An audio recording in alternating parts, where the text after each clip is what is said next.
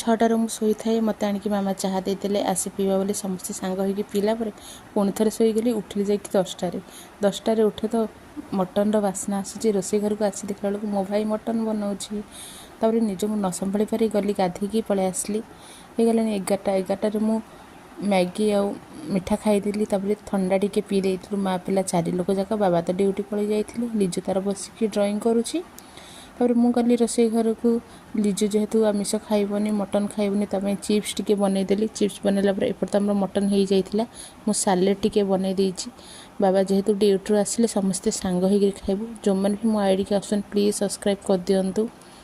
ତାପରେ ଆମର କଖାରୁ ଫୁଲ ଟିକେ ମୁଁ ଛାଣି ଦେଇଥିଲି। ଛାଣିଲା ପରେ ବାବା ଆସି ଯାଇଥିଲେ, ଆମେ ସମସ୍ତେ 5 ଜଣ ଯାକ ମିଶିକିରି ସାଙ୍ଗ ହେଇକିରି ଖାଇଥିଲୁ। ସେ ଖୁସି ତ କହିବା ନ କହିବାଟା ହିଁ ଭଲ, ଏତେ ଖୁସି ଲାଗୁଥିଲା ମୋତେ।